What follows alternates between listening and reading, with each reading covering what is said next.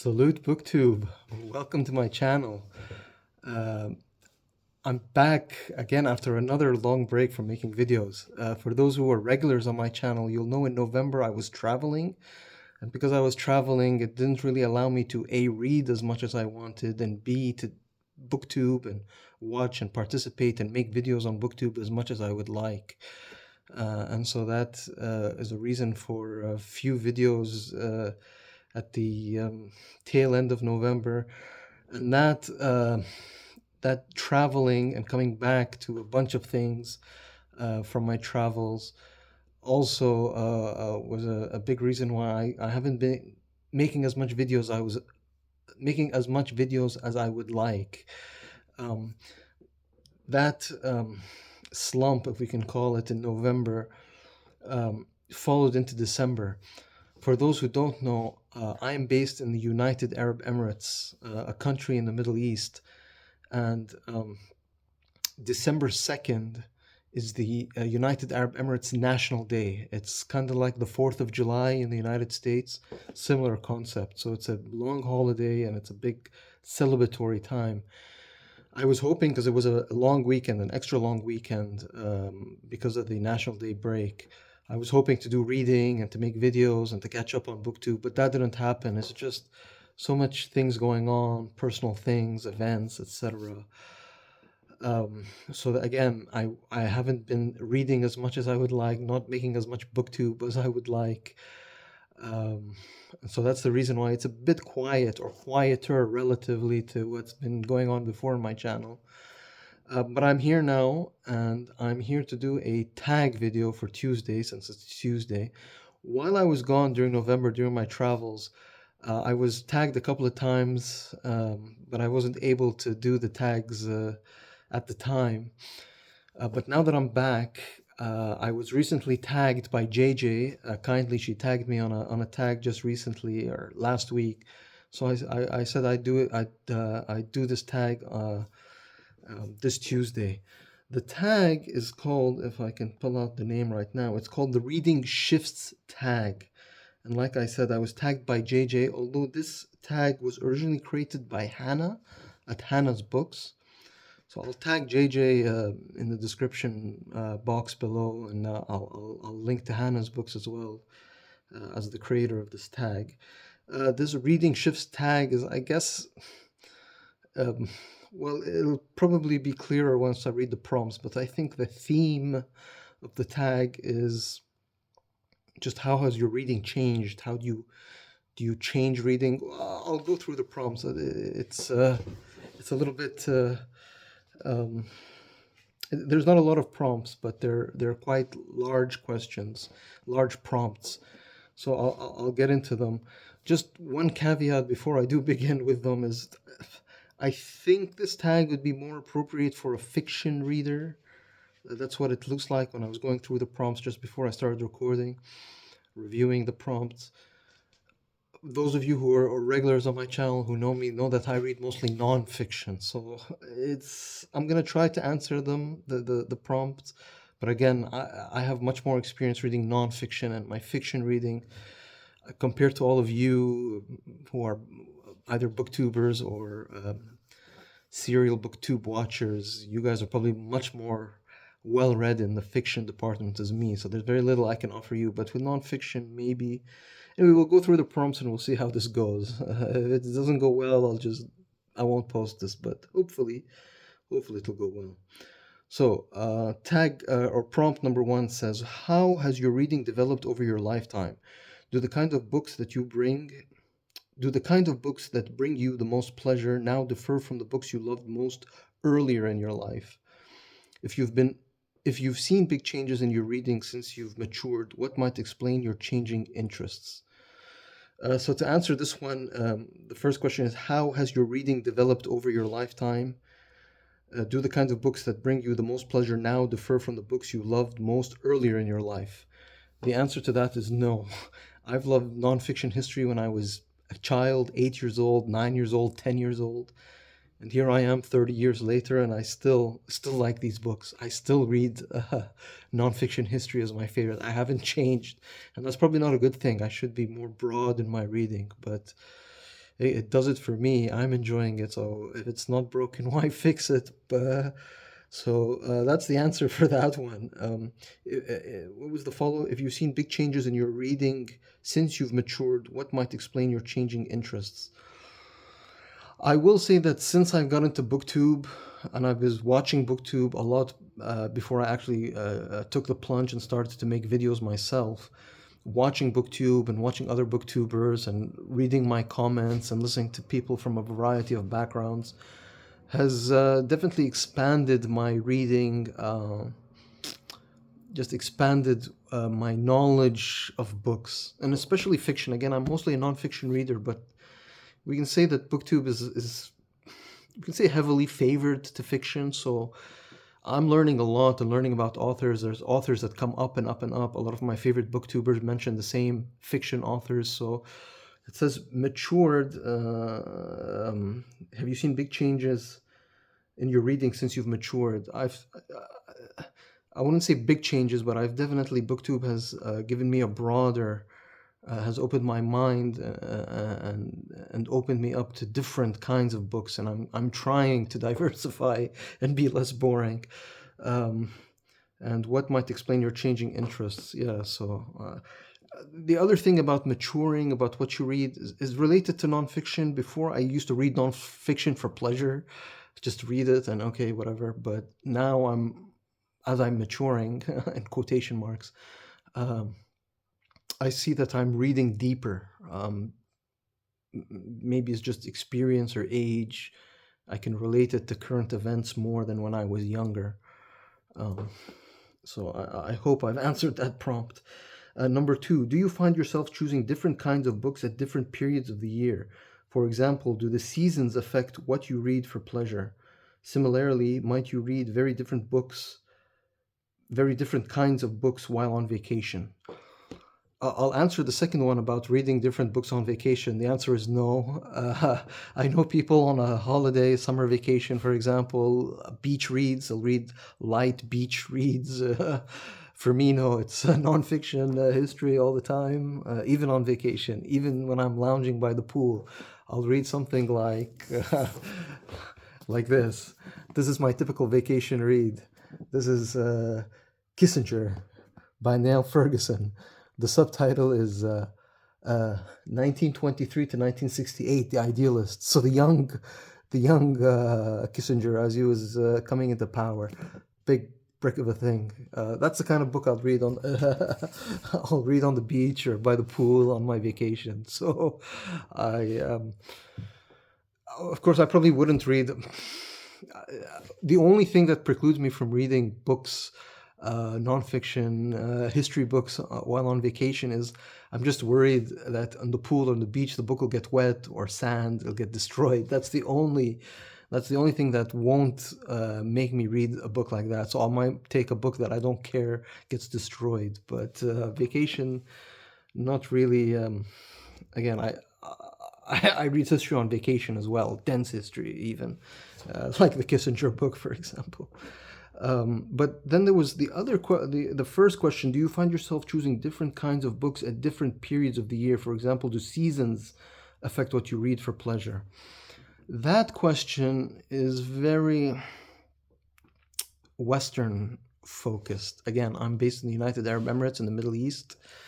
Season changing, that's a very Western European / continental North American thing. Because seasons change quite significantly during the year. So summer reads, you're on the beach and you want to read light, I don't know, murder mysteries or a feel-good book.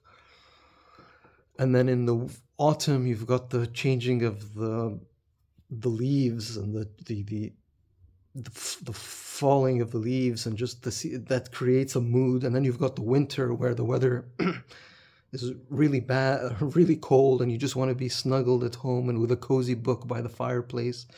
That's a very Western thing. Where I'm at, there are seasons. It's definitely cooler now in December. Actually, now is the most pleasant time of the. Just how Europeans or Westerners, North Americans treat the summer, where they go out and the days are long.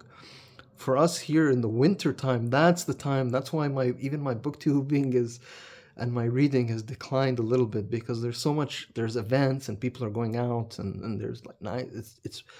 It's very pleasurable weather to be outdoors and not stuck in a library, in a stuffy library, reading books on an armchair. But in Europe or North America in the winter, that's probably what you do. So that question about the seasons is a bit Western focused and it doesn't apply as much to me. And I think the creator of this book was Hannah's books, and I believe Hannah had she once they were she was doing an interview with Steve Donahue. They were having a chat, a stream, and they were just chatting. And I think they were talking about I think it was Jane Austen, or they were discussing Shake Timber or something. And I think it was Steve Donahue who for those who don't know, Hannah's a very influential booktuber. Steve Donahue is another influential booktuber. They were mentioned. They said, "Oh well, it was what was they mentioned this? Oh, I think it was Victober. Oh, Victorian October is such a great time to read Victorian literature because just the weather and the ambience and the mood really it syncs with that kind of reading." But again, for me or for people in different parts of the world, seasons sometimes is not as clear cut as in North America or Europe, where you've got, hot summers, cold winters, an autumn time, which has a certain sort of mood to it, and then springtime, it's a bit different. I'm also reminded there's an Australian booktuber, Andrew, you could be reading more. He's doing the summer tags. He's doing because he's an Australian. In Australia, it's summer now, so he's talking about summer books while everybody in the northern hemisphere is in big jackets and scarves and gloves and in cold weather. So it's geographical. So I just wanted to make that point. Anyway, let's move on to prompt number 3. Do specific experiences in your life ever shape what you choose to read? For example, do you read obsessively about child rearing when your kids were little, about gardening as spring's about to begin? That's again seasons. About the experience of grief when someone you love died, etc. Um, I, I do. This is tough to answer. Again, I read mostly fiction. So it says the specific experiences in your life ever shape what you choose to read. Again, so when I read nonfiction and history and we can say current event books or political books, for lack of a better term, I might get into that subject. So, for example, earlier in my life, as I was I just left adolescence, was entering adulthood. There was the whole Iraq War, and I'm half Iraqi, so personally it affected me. But that caused me to pick up a lot of books about not just about Iraq or about the war or about a lot of books about America because it was an American-led invasion of Iraq. So I was curious about America as well.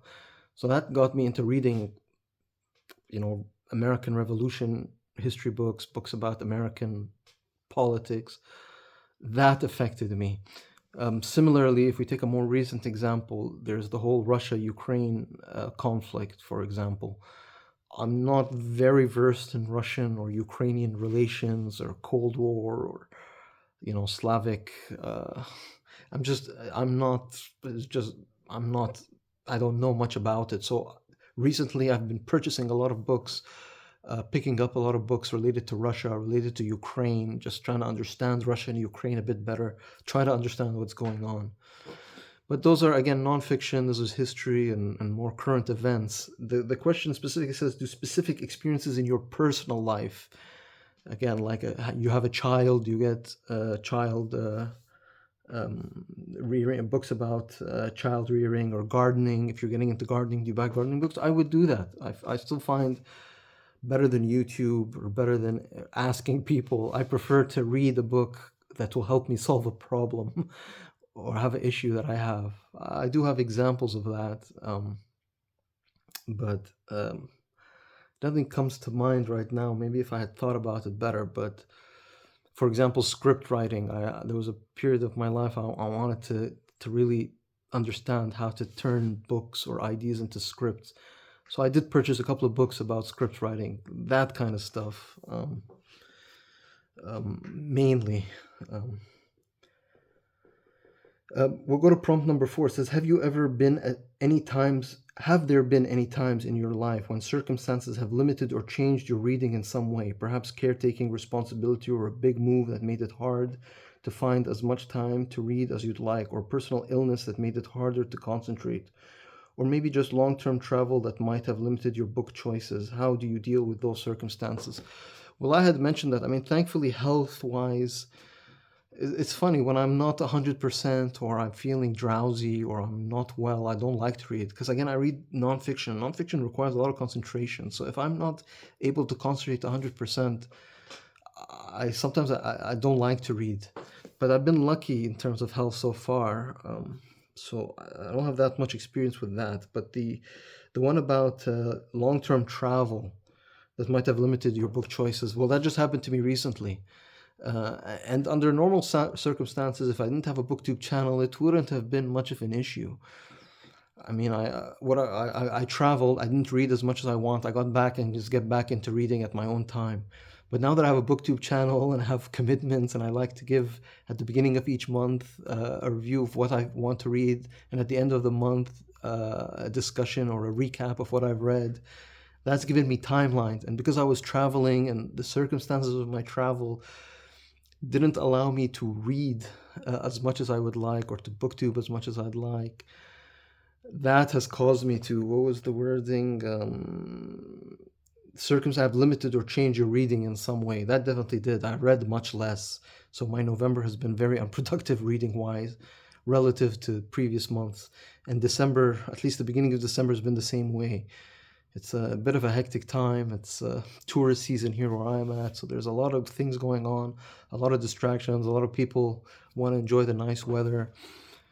So yeah, I've had a bit of trouble now, and because I'm new to BookTube, so this is the first time where travel, a major sort of change, a busy period of time has affected my both my reading schedule and my booktubing schedule. So I've faced that challenge. And how do you deal with it? Well, luckily it's coming at the end of the year, and I feel the end of the year for Christendom is a festive period. So people are, I don't know. I have a good excuse. I can say, look, I'm gonna take it easy now, but I'll start the new year back with a bang and back to scheduled programming. That's how, I mean, deal with those circumstances. Try to be positive about it. There's nothing you can do really. Life gets in the way, and you don't want to. I mean, reading is life, but there's other things to life than reading, and you don't want to completely shut off those avenues. Prompt number 5. BookTube is full of discussions of reading slumps. When dedicated readers seem to lose interest for a while in books, sometimes they just can't find the book that appeals to them. Have you ever experienced a slump? If so, how did you handle it? If not, do you have any advice to give people who are experiencing slumps? I have never faced a reading slump that I can remember. I've been reading, I mean, I don't think I've had a reading slump in the last 20 years. There's always my life. Books have been such a part of my life. I don't think there's a period of time when I'm not reading a book. I might go a couple of days, maybe a week, maybe a couple of weeks without reading, but it's not a slump. It's just I don't have the time to read. But there's always a book. I'm always reading something. There's always something next to my bed or next to my chair with a bookmark ready to be opened and to continue reading. I've never faced a slump. Again, this might be maybe more fiction readers might experience slumps.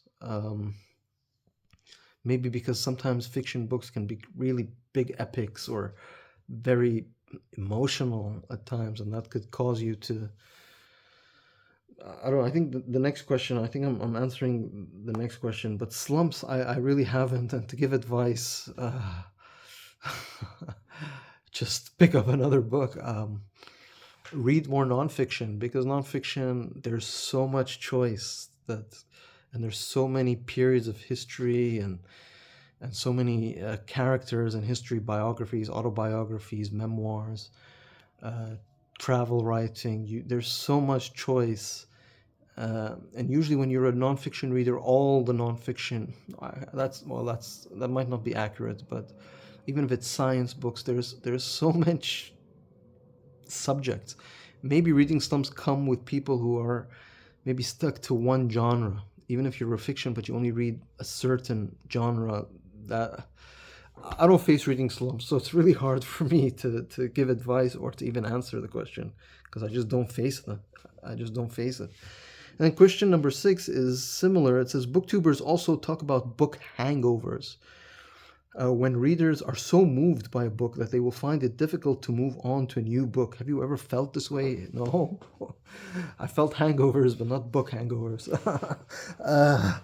I mean, again, I'm trying to think of a time, but I haven't even heard of book hangovers until I read this prompt. Even the booktubers I've watched, I've never heard them use the term book hangover. Again, I think there are times when, for example, during COVID, I wanted an escape. I just wanted to, it was like a nightmare scenario. So I said, what can I read to just escape? And I actually delved into The Lord of the Rings, J.R.R. Tolkien's classic. And that's an epic 3-volume novel of just epic proportions. I think everybody knows it. If you don't know the book, you know the movie. But that was such an escape, and it was such a big book. And it was the first fantasy book I read, and it was at least seriously read, and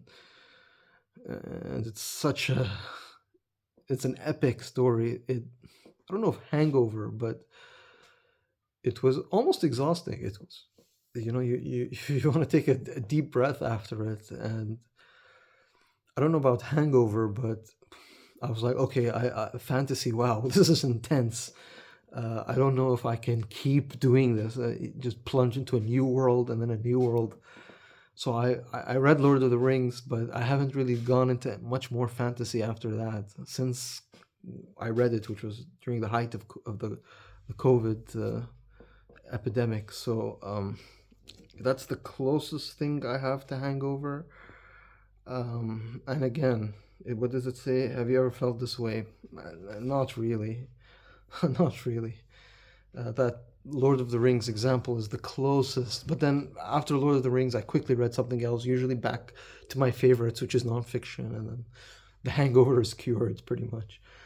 And then number 7, the last prompt says, tell us about a few books that almost always work for you.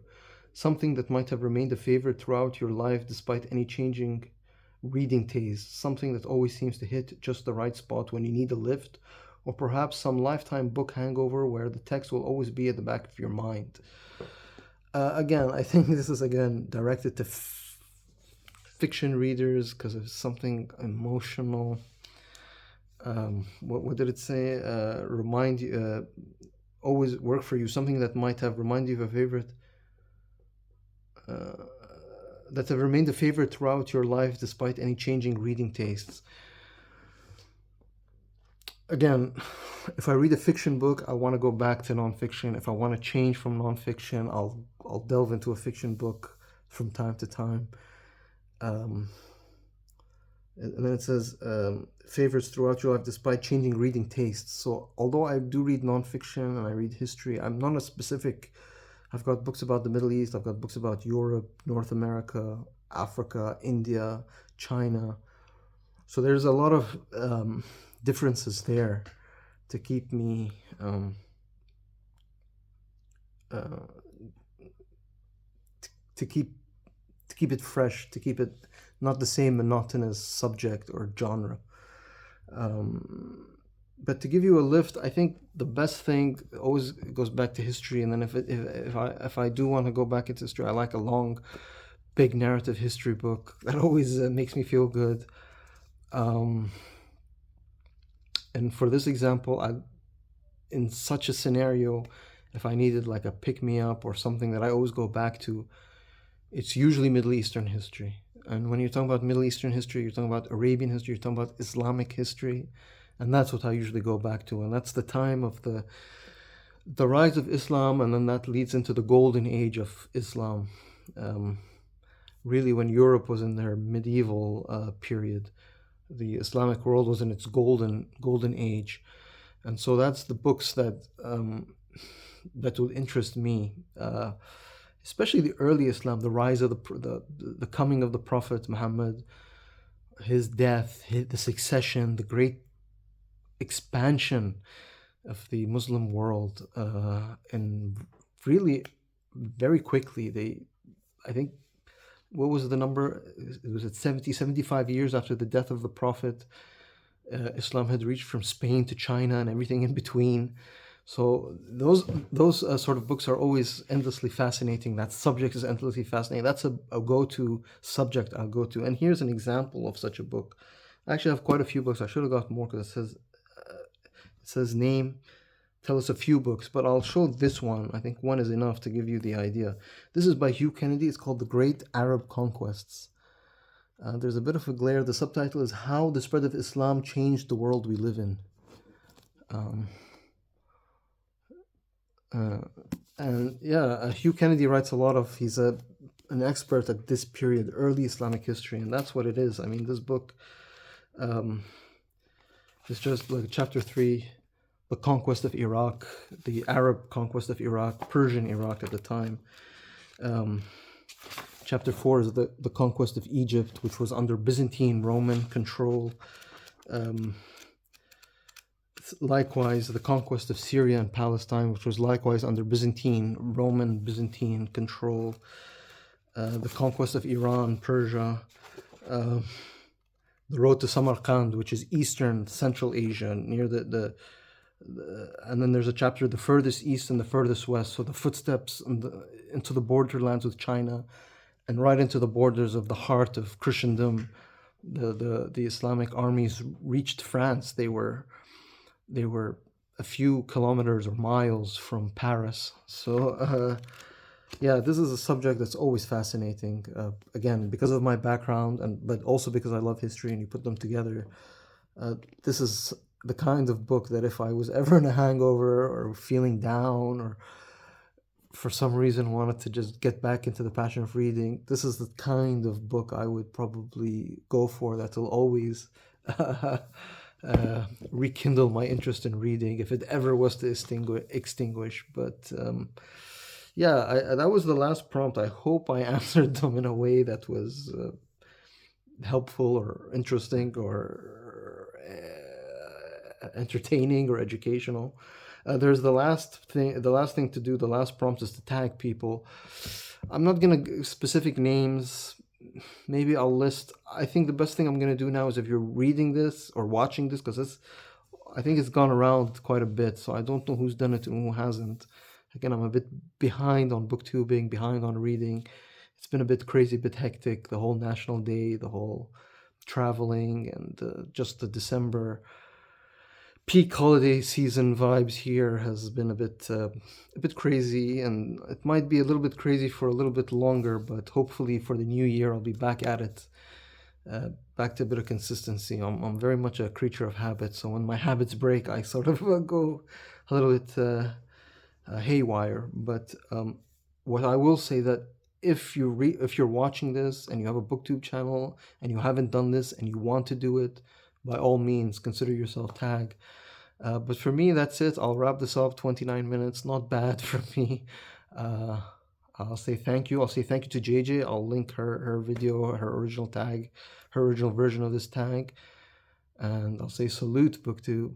Bye bye.